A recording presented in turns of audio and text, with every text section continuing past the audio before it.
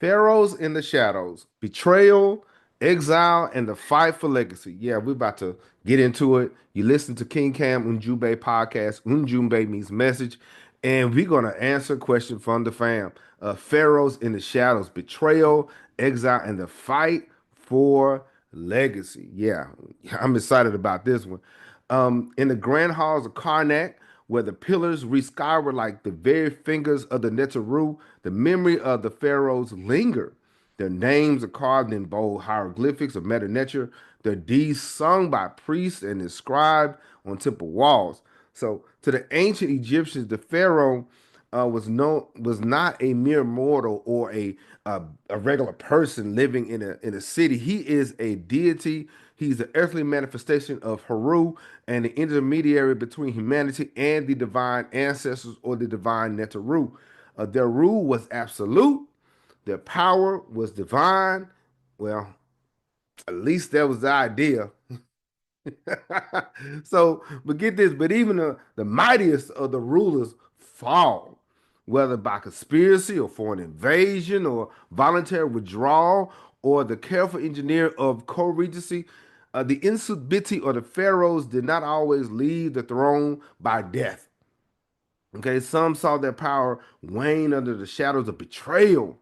I mean, folk, it got real up in here. Others stepped down willingly, leaving their legacy in the hands of their successors. And then there were those whose very names were erased from history. Matter of fact, they found another pharaoh's tomb recently. Like and comment below. Let me know if you want us to talk about that. They just found somebody else. I want to know who it is. So their names were even erased from history, condemned to eternal oblivion by their enemies or even their so-called friends. This discussion, we're going to explore this fascinating and often brutal realities faced by the kings of Kemet, who lost their thrones, uncovering the complex interplay of politics. It gets real, fam. It gets real. See, we forget that these people were real people. They weren't just etched in stone or just painted a certain way. They had real lives with real concerns. It got really sticky. It got really different in the halls of Kemet. Okay, so there was complex interplay of politics, religion, and power.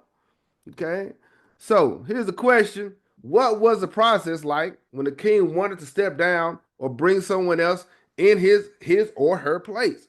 Shout out to Brother Mo. All right, this is the question today, so we're gonna try to answer that. All right, this is the book we're into. The first female pharaoh, Sebek Neferu, the goddess of the seven stars.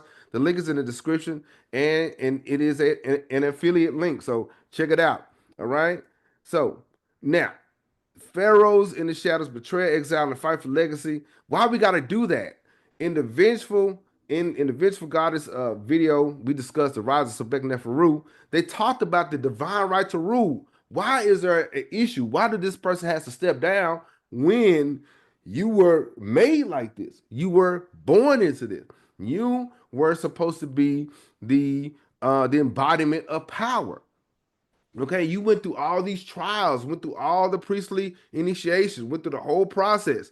Okay, matter of fact, Hathor Heteru basically blessed you into this. Okay, symbolically, the Queen Mother allowed you to sit in this seat, right?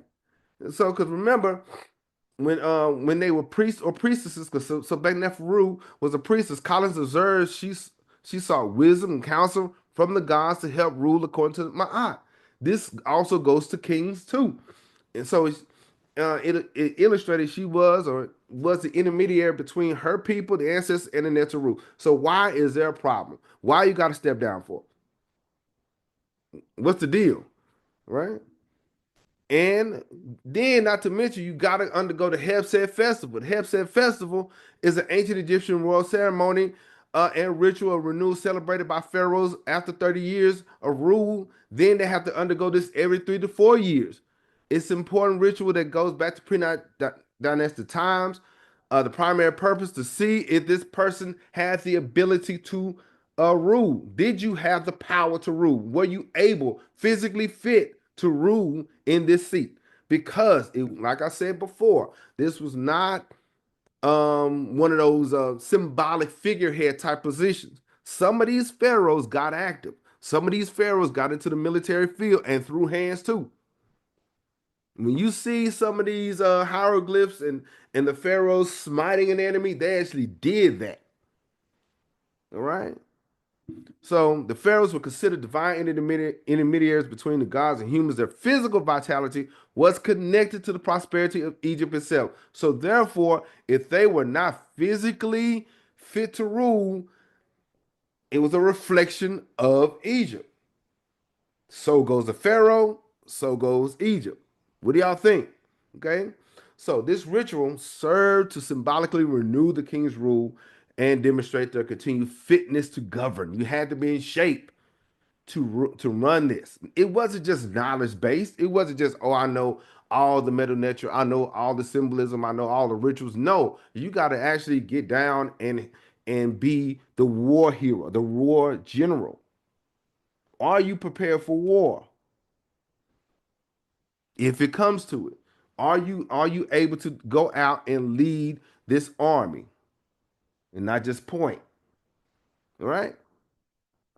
So the ritualistic run performed by the pharaoh around the designated course where they could demonstrate physical prowess by running between the markers representing upper and lower Egypt. They had to be in shape.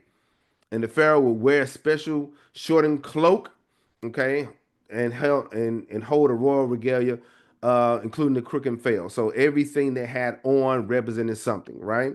So some scholars debate this was symbolic. I don't think so. I don't think so. I believe that the pharaohs and the princes or princesses got out there. They had to take a physical fitness test. It wasn't symbolic. It was actual and factual. They had to get out there. What do you think? All right, comment below. Now, so going through these trials, time eludes me. There's other videos where we discuss the priestly process, okay, but they had that process to verify and validate that you were who you say you're supposed to be or who they think you should be. All right, so the divine right to rule. Now, so back to the question: what was it after all that? What was the process like when the king wanted to step down? Okay, so here we go. So write this down: voluntary and abdication and religious withdrawal. Number two, co-regency arrangements as a form of transition. Number three, forced removal or deposition. Foreign conquest and its impact. We're going to talk about the damnatio memoriae and historical erasure. And we're gonna talk about the legacy today. And yes, I am checking roll. I am still checking roll at the end of class. So you gotta stay and sit back, relax, get a pen and paper. We're gonna get into this conversation. Voluntary abdication, all right, and religious withdrawal. Yeah. So stepping down from the throne was an extraordinary event for any Egyptian ruler, for any matter of fact, anybody, right? The kingship was a divine role, and for a pharaoh to relinquish it to just give it up, in essence, was to abandon a sacred duty. You went through all that just to say, I don't want it no more. Hmm. Yet, there are suggestions that some rulers, and particularly those troubled by spiritual or physical ailment, may have chosen to withdraw from power. Hmm. Now, voluntary abdication and religious withdrawal. Religious motivations, okay? All right, so there are some reasons, all right? Religious motivations, health and personal reasons, and the unconfirmed case of Akhenaten. So these are some of the voluntary or religious reasons why they will step down. For religious reasons, for health, and then we have what they would call the heretic, right? Let's get it. So for religious motivation, religious withdrawal was not unheard of in society, deeply intertwined with the ritual and devotion, right? Pharaohs could in theory abdicate their worldly power to focus entirely on religious pursuits, often under the pretense of receiving divine visions or attempting to appease the gods. So they're leaving worldly power to focus entirely on religious pursuits. That's noble, but mm, ain't that what the Heru or the Sphinx or the Heru Immaket is about? You're in total control over all of these things. You're not only control over the physical aspects of things, but also the spiritual aspects of things. So, and matter of fact, let's add it the emotional part. You're supposed to have already got this together. Hmm. So it was believed that a ruler could achieve greater spiritual wisdom by stepping away from the burdens of governance. So that's the religious reason, right? So health and personal reasons, I kind of understand this. I get this, especially when they have to run laps like that. After a while, bro, I can't do all that. Age and illness were practical reasons for a pharaoh to voluntarily step down, right? In such cases, the ruler might retire to a more private life, allowing their heir, be it male or female, we're gonna get into that, male or female, to take on the day-to-day responsibilities of governance. This gradual transfer of power was often marked by ritual ceremonies to legitimize the process. It is always a ritual. It's always a process somewhere. It's not just say, "Hey, it's done." No, there's some things that you have to do. Okay, but I really believe that that's important. Our elders have to be willing to relinquish some things, but also at the same time, our young people, our youth, got to be ready and willing to receive their responsibility. No, they're not going to give you the keys to the kingdom. However, they're going to give you some duties as to how to serve that kingdom. Okay, leaders make leaders, but you got to be in proper position either way, right? Now, the heretic, the unconfirmed case of Akhenaten. Man, this dude is something else, man. He keeps showing up. He keeps showing up in the chat. You understand? One of the most debated examples of voluntary withdrawal is Akhenaten. Okay, the heretic king who abandoned the traditional pantheon in favor of the sole worship of Aten. And this kind of rubs some people the wrong way, mainly because I just believe religiously they already had the hidden one. They already had the unmoved mover. So why it was like a modification to what they already are doing. What do you think? So as his religious reforms destabilized Egypt's political and social structures, some scholars suggest he may have retreated from direct governance, preferring religious isolation in his city of Akhenaten or modern day Amarna. That was the problem. You neglected the nation to go and be philosophical. You can't do that right now. The enemies are at the gate, it's getting hot, and people are acting different. You can't start doing philosophical and symbolic things. There is some business that you have to handle. And that's even now. We can't get overwhelmed or hyper focused on this grand idea when there's some actual business that need to be handled. We as a people, we got to do that. We got to learn that thing called balance. And I think, in my humble opinion, this is my humble opinion. Y'all can comment below. I think Akhenaten was out of balance. He was in a state of isfet. It's just me. All right. So while no concrete evidence supports an official abdication, his later years suggest a withdrawal from worldly affairs as his monotheistic vision became increasingly isolated. So if you like the content, by the way, hit the like button and subscribe. Okay, so you don't miss out on anything because we're not done. We about to cook. We're about to get into this. So if you're enjoying it, hit that subscribe button. All right, now because we're about to get into this DNA, dynasties, and deception. Yeah, yeah, the hunt for the true mother of King Tut. That's coming before Mother's Day.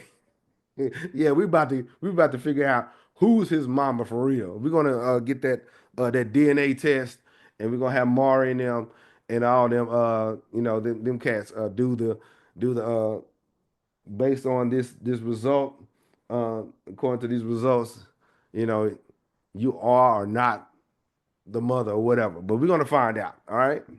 Now, but also we got a special guest, Theo B, the host of I Ain't Saying, I'm Just Saying. Yeah, we're gonna have a conversation. We're gonna talk about Afrofuturism, comics, and everything. We're gonna do something a little different. And yeah, I got my boy Moon Knight on here, but he got some issues with the MCU. He said, "Look, I got some problems. For some reason, the Black Panther ain't coming back. We don't know why, and all this kind of stuff." But yeah, stay tuned for that. Shout out to Theo B and the Rock With Me Nation. Yeah, they coming through.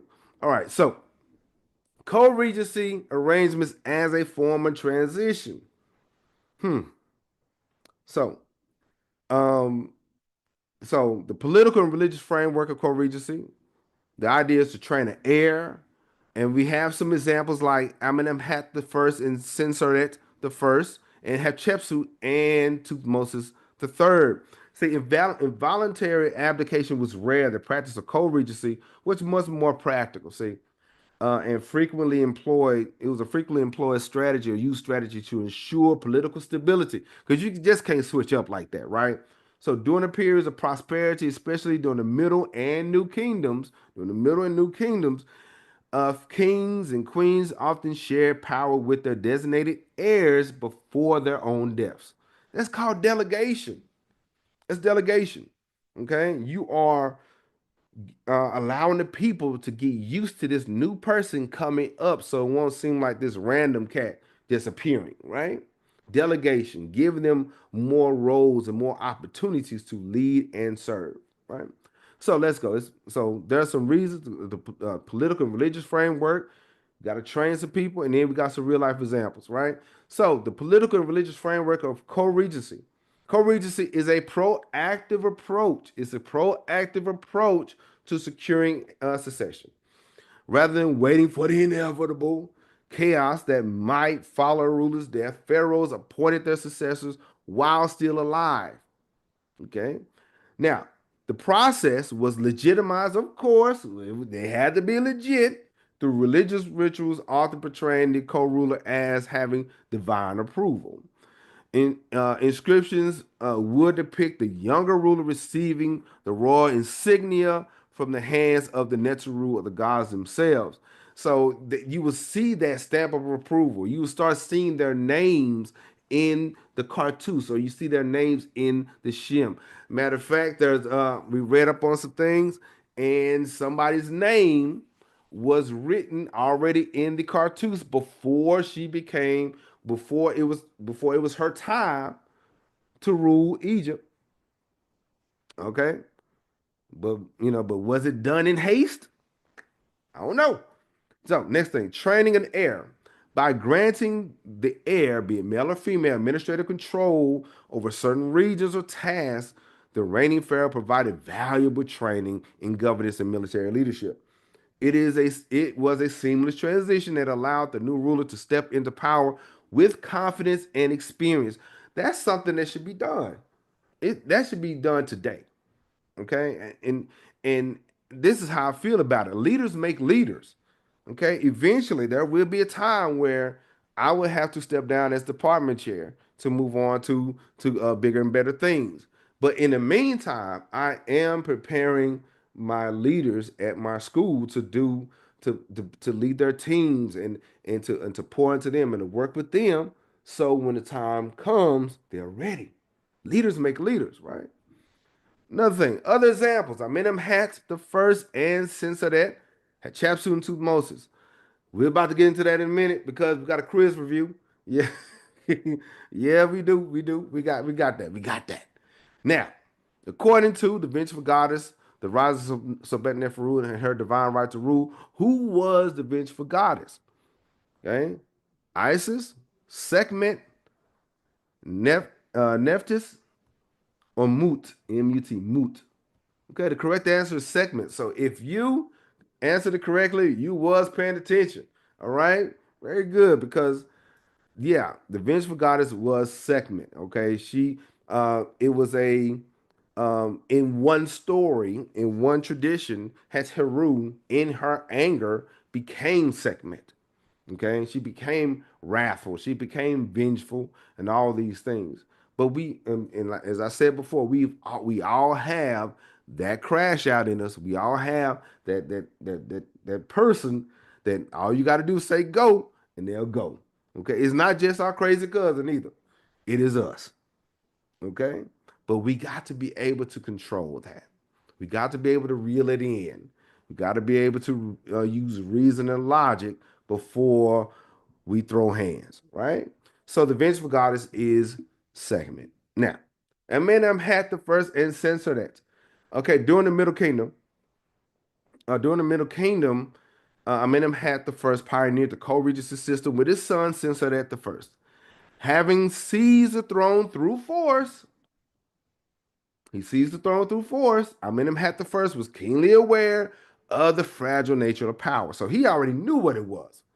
He already knew how fragile rulership was. Establishing a co-regency not only secured his legacy, but also ensured a stable transition. Not only that, it stabilized the 12th dynasty. I'm just thinking about that. I think Amenemhat was the first king of the 12th dynasty. I think because the Hyksos showed up in the 13th dynasty.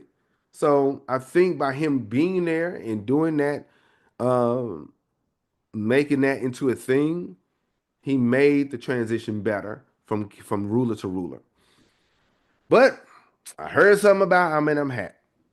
Yeah, the more I read, we find stuff out. When Amenemhat the first was assassinated, Sensoret the first was already in power. Yeah, yeah. These folk are not just passing away, in a sleep. They getting at work. Okay. Shoot. All right.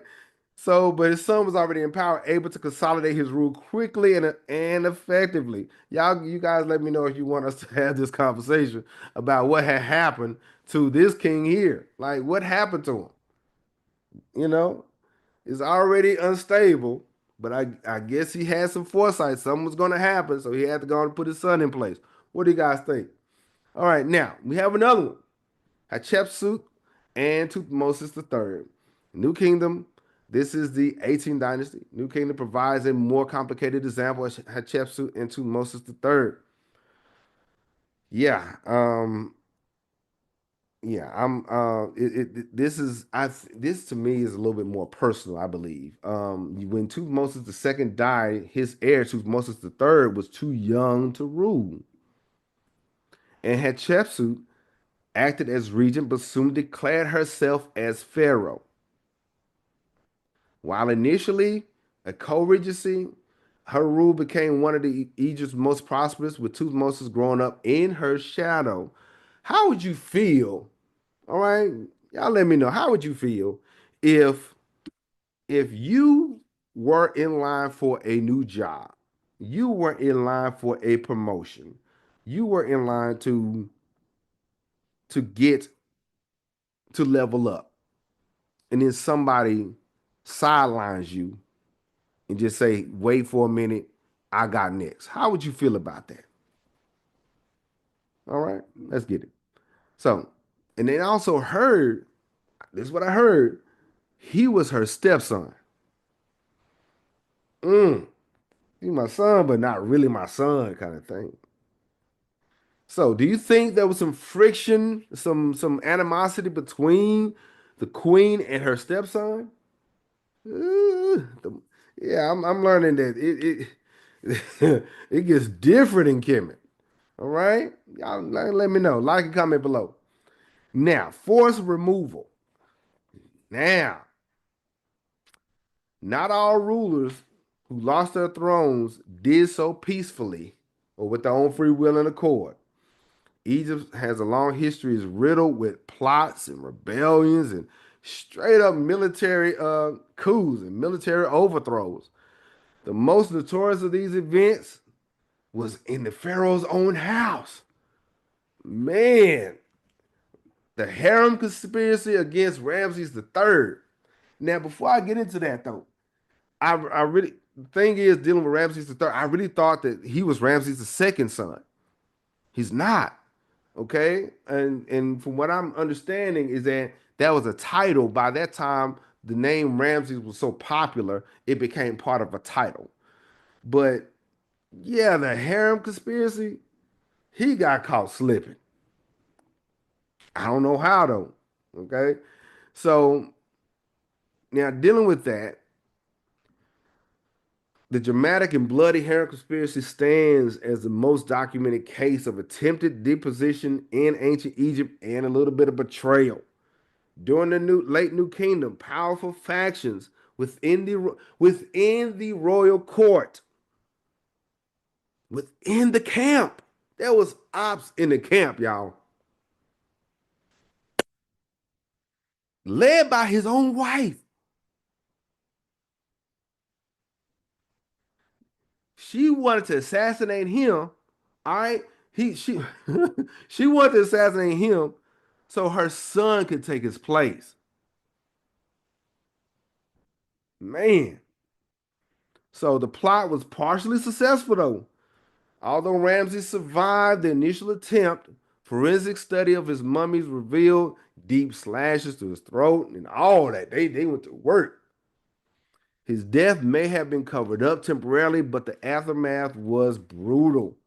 All right. So there was a special court, a special tribunal was convened, and those who found guilty including high-ranking officials, military leaders, and members of the harem were forced to unalive themselves. Pentrari would be the usurper. He was forced to go ahead and do his own self in. And I understand that it wasn't just the people in the camp or in the court, but there was some foreigners in the southern gate also. It was a lot of moving pieces going on here. Yet, even this brutal retribution did not prevent the eventual decline of the Ramesside dynasty. Now, get this though, if you want me to go into more details about it, because we got some names. We got some names. We got some people. Yeah, if you want me to go into more detail about this assassination of Ramses III, y'all let me know. Comment below. Yeah, we got names, y'all. Man, it gets ignorant, right? Subscribe and comment. Let's go. Wait a minute before we go further. Did you know that Sebek Neferu had a sister? Yeah. And I thought she was only girl, y'all. Her sister's name was Neferu Ptah. And did you know she had a mother? And I'm reading this. The more I'm reading this book, Queen Sebek Neferu, I'm trying to find out who's the real legitimate heir now. Even though she went through the process, I'm finding some other stuff out. There was some other people in the mix. The king had multiple daughters. Mm, yeah. We're about to get into it, so stay tuned. Nefertari, yeah, she was to my understanding, she was the oldest. That's all I'm gonna say about it. That's all I'm gonna say. Oh man. All right, but I got a question though. Sushi or pasta? Okay, you got a choice. If you was at a place, if you had a choice, if that money came in right, okay, which one would you choose? Sushi or pasta? Like and comment below. I'm gonna tell you straight up and down, pasta for me. Okay, that's me. Okay, but y'all let me know. Let's get it. And we got Queens of the South shirts. We got them merch. It's the links in the description. Yeah, we're the people love it, and so we got shirts and everything. Go and get them while supplies last, because in a few months we about to do something else. So go ahead and get you one. All right.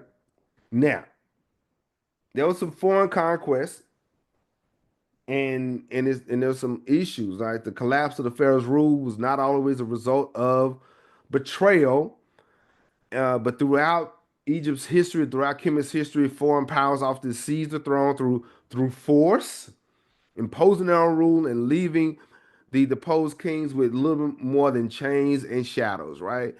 So it was in the 7th century before Common Era that Egypt's power waned considerably. But we have to understand, by the time anybody got to Egypt, during this time. We're talking about a 4 to 5 thousand year uh, rule, be it up or down. Okay, from like say 4,000 BC all the way up to the 7th century BC. That's a long time. So by the time Greece and Rome and Assyria and all them got there, Egypt was already old and senile. There was no absolute power at that point. So, but when Taharka, the Nubian pharaoh of the 25th dynasty, found himself defending Egypt from the relentless expansion of the Assyrian Empire, it was not only his kingdom at stake, but the very identity as a divine ruler was at stake. So it wasn't just, the kingdom, but his own divine right was in question. And then, so despite his early victories against Esarhaddon, the Assyrian king, Taharka's forces were ultimately overwhelmed. I love Taharka, but yeah, it happened. Esarhaddon captured Memphis or Mennefer, and then he declared himself ruler of Egypt.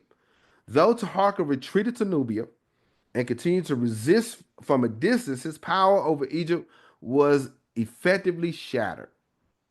Assyrian control did not last long, though, but their conquest set a precedent for how foreign powers could shatter the concept of divine kingship. So it said, basically, they said if Egypt can bleed, we can do something. Pharaohs who failed to defend their territories were often stripped of legitimacy, their sacred status eroded by defeat. Then we have the Persians.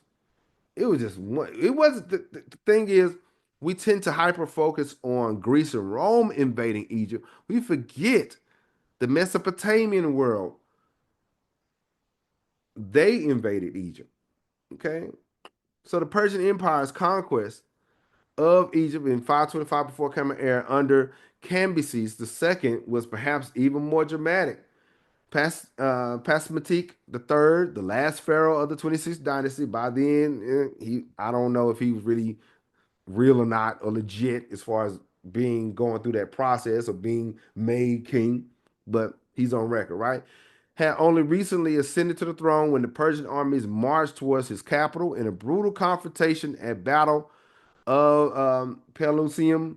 Pastamik's forces were decisively defeated. Yeah, you just got this seat, and then this problem comes. That's cold blooded. And not only that, he was captured, humiliated, and ultimately executed. The Persians determined to integrate Egypt with their into their vast empire, installed satraps to rule on their behalf. Yet they cleverly adopted some Egyptian customs, just like many others who come in and they see the symbols and the architecture Kemet. They want to get in on it too. They want to adopt it as their own. Okay, and so they use that to legitimize their power. How are you going to go in and invade an African nation, use their stuff, and then use their ideas to legitimize who you are? That is a bad way to be. That is a bad mindset to have. You should be good before you got there. Why you come in trying to use African stuff to say now that I have African stuff, I'm legit. You should have been legit before you got there. A lot of people do that. A lot of people do that. A lot of people, in order for them to um have any status or any kind of social standing, they need the approval, the nod of approval of the Africans in the diaspora. That's for free. You're welcome. All right. Um, so the Persians approached the rulership to Egypt and they demonstrated manipulation through cultural symbols, while some rulers generally tried to assimilate, others exploited the appearance of divine authority without respecting its symbolic significance. So they didn't care if it represented the ancestors or the natural rule, anything like that. They just going to put it on and wear it. Hmm. They don't care if some of our ancestors or their items are put in their museums. It makes them money. All right. Now, Damnatio Memoriae and Historical Erasure. Now, when I hear this, I think about this movie, John Wick, when he says excommunicado. You know what I'm saying?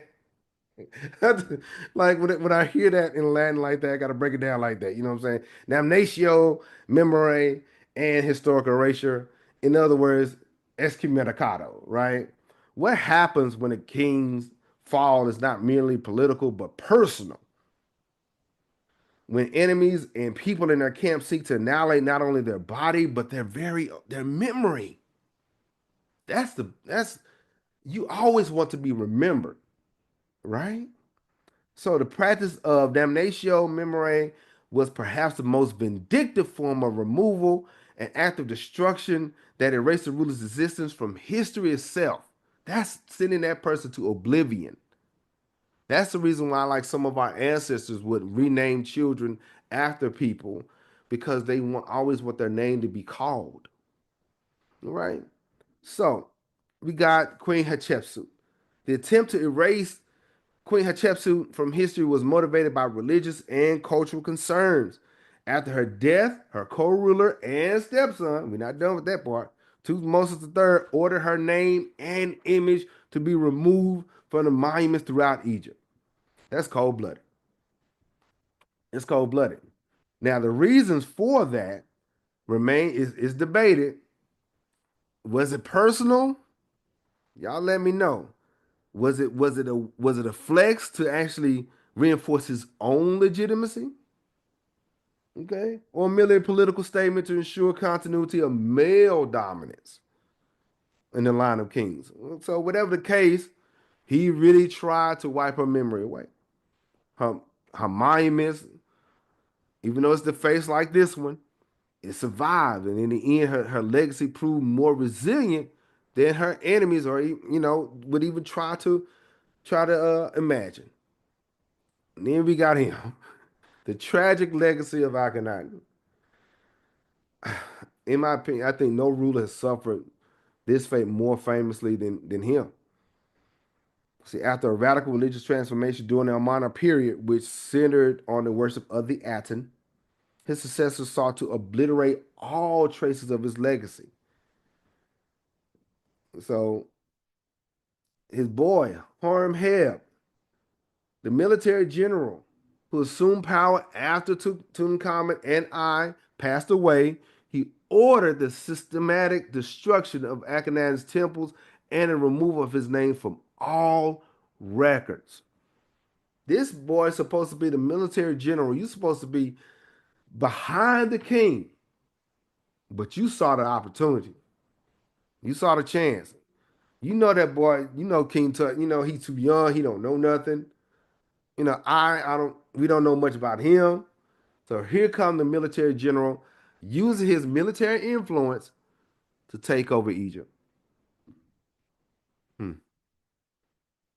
And so his erasure was not only, in my opinion, not only political but theological and symbolic. To the priest of Amun, the hidden one, he was a heretic who had disrupted the sacred balance of Ma'at. I told you, in my opinion, he was chaotic. He was out of balance. He was living in Isfet. His eradication from memory was framed as a divine necessity to restore cosmic order. Hmm. But was it too late though? You know. So, look, legacy. So we got to get into that legacy. So surprisingly, not all deposed pharaohs faded into obscurity. In some cases, their legacies endured through religious reverence, political rehabilitation, and cultural memory. We have our boy King Taharka. Though driven from Egypt, Taharka's reputation remained powerful. In Nubia, he was revered as a hero who defended Egypt against the overwhelming odds. His name continued to be honored long after his death, particularly in the temples of Nubia. We're going to get more into Nubia and Ethiopia real soon. Uh, Stay tuned for that. I'm excited. So, particularly in the temples of Nubia, where his monuments were left untouched by foreign conquerors. You had to get down to Nubia to even do anything because they had the Magi down there. They had that was called Tasseti, the land of the bow, and it was not just in name only. All right, we're gonna talk about Nubia though, and of course the magnificent Jesaru. That we talking about the place where Hatshepsut was laid to rest. Despite Tutmosis III's efforts, Hatshepsut's legacy lived on through her architectural achievements and the continued prosperity of Egypt under her rule. Her burial site, the magnificent Jesaru temple at Deir el Bahari, eventually became a testament of her reign and that could not be silenced. Okay, this is the groundwork. Okay, this is the layout of the temple of Del Bahari. But by the way, she was buried not far from one of the old kingdom kings. Also, pretty interesting. Okay, she was laid to rest not far from a old kingdom monarch. I forgot the name. The name escapes me. But I think Brother Mo asked, where were some of the queens of Egypt laid to rest? Haven't forgot about that. So, but if you want me to break this down, okay, we'll have that discussion another day. But yeah, let's get it. And also, if you want me to break down Seneret's the first pyramid, we can have an exclusive discussion on the breakdown of the pyramid and what does it mean and all these things. Okay, y'all let me know because we're going to discuss the Black Pyramid. Where is Sebekneferu laid to rest? We know her father was laid to rest in the Black Pyramid, but we're going to break it down. And of course, the live series finale, the Fall from Grace. What happened to Sebekneferu and Akhenaten? What happened to him? Okay, ironically, the attempts to erase Akhenaten's memory only enhance his legend. When modern archaeologists unearthed the ruins of Amarna, today he is remembered not only as a heretic, but as a visionary whose artistic and religious innovations left a wonderful, a great mark on history. Undeniable. Okay, so the fate of a pharaoh was varied as the reigns they left behind. So some choose to relinquish their power, turning away from the demands of kingship to pursue religious devotion or a life of peace. Others was forced out by rebellion or betrayal or conspiracy or even conquest. Yet, when their names was chiseled from stone or buried in the sands, their stories endured. It lasted forever, right? Just like the Shem and their name is on the inside of it means eternity, right? Ancient Egypt's obsession with memory and legacy meant that attempts to erase or diminish the ruler's impact often had the opposite effect. The more you tried to go against them, the higher they rose. So by trying to destroy their legacy, successors unwittingly preserved them for future generations. Divine right of kings may have been the cornerstone of Egyptian ideology, but the reality was far more complicated. It got different. The kings of Egypt, the kings of Kemet were not only figures of worship, but also players in a perilous game of power. All right, there was stakes, nothing less than eternity, right? And speaking of that, we're gonna deal with the queens of the Nile. Yes, it's coming up. We're gonna do this live. All right, my top five queens of the Nile Valley, and the bonus is we're gonna do this week. Okay, I can't push it back no more. All right, my top five, excluding Cleopatra. I said what I said. It is what it is. Y'all can thumbs that down. I don't care about that. Now, but I need to check roll. I need to check roll. Okay, Peggy Harrison. Okay, if you hear your name, say here. Peggy Harrison, Free Minded 77, Ali 9532, Lily, Peggy M Inc. Okay, these guys just subscribe and they adding value to the conversation. Joy Toya, Sharon Musgrave, okay, Soli Zenith, Runaway Train, One Voice Africa, shout out to the fam, Ancient Divinations, Mimi, my sister, shout out to Mimi, okay, Larry Kelly 6728, Jay Williams, all right, Cheryl Conway, Mikey Majestic, Bishop, Kensu, Comedic Nation, shout out to the fam. Denuma, Vinyor, Vince Moore, Bars. See, I rhymed right there. Vinyor, Vince Moore, okay.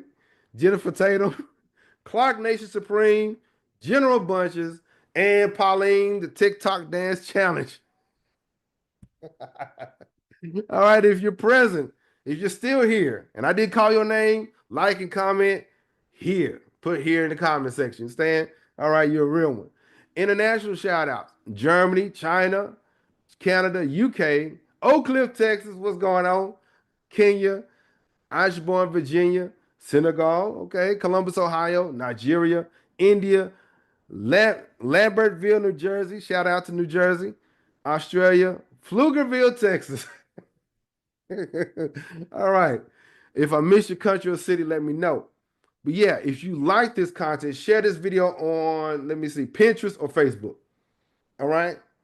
Now, but we answered the question. What was the process like when the king wanted to step down or bring someone else in his place? But shout out to Brother Mo. We just got to talk about the pharaohs in the shadows, betrayal, exile, and the fight for legacy. For legacy. If you want to know more about the secret chambers with the pyramids, I got a video about that. If you want to catch up with the Queens of the South series, I got the playlist. All right, you listen to King Cam Ujumbe Podcast. Ujumbe means message, and I will talk to you later. Peace.